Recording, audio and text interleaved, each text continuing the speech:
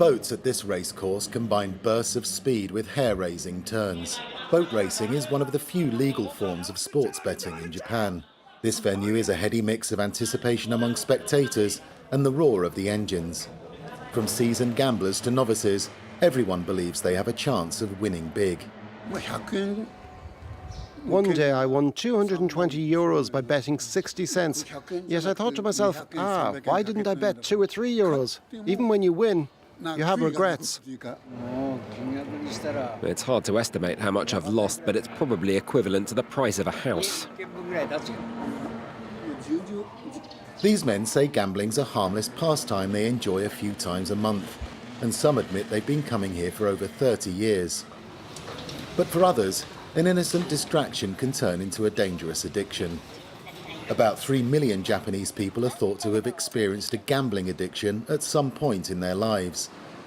Last year, there were more than 700,000 people with a gambling problem, twice the number in France. Many get around betting restrictions by using overseas online casinos. Some people are trying to challenge the taboo surrounding gambling addiction in Japan.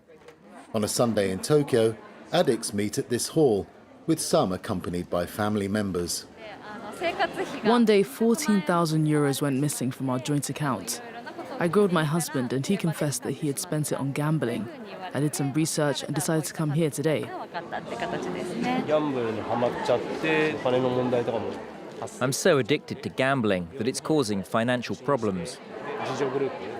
I went to the hospital and now I hope to recover by participating in events like this.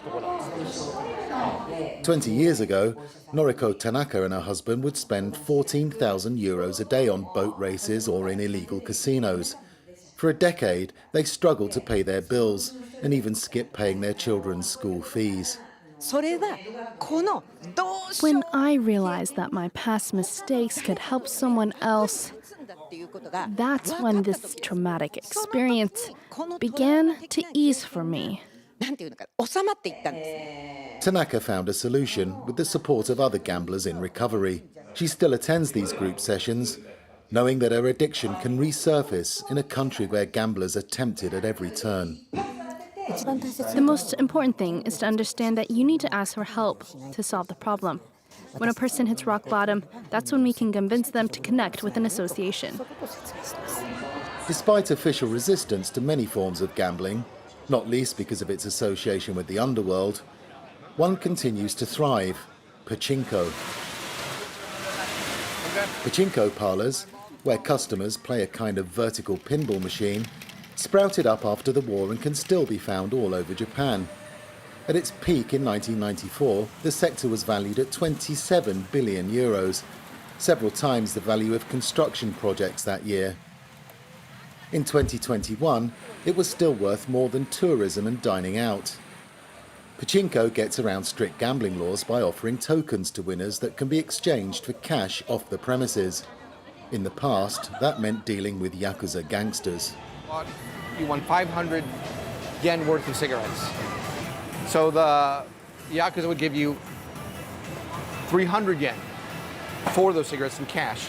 Then he would take the cigarettes to the same place that you won them and sell them back to them for 400 yen. So they're making money and you're saving money, and the customer's happy because they get cash. And that becomes a very successful kind of, gray area of gambling, because technically you're not winning money. You're winning a prize, but you're exchanging for money. The Yakuza no longer have a hold over pachinko, but the cash for prizes system remains. Pachinko is too deeply ingrained in Japanese society for the authorities to consider banning it. Instead, policymakers want to give the country's gamblers even more opportunities to win or lose their money. Earlier this year, the government approved construction of Japan's first casino in Osaka as part of an integrated resort that will include hotels and other facilities.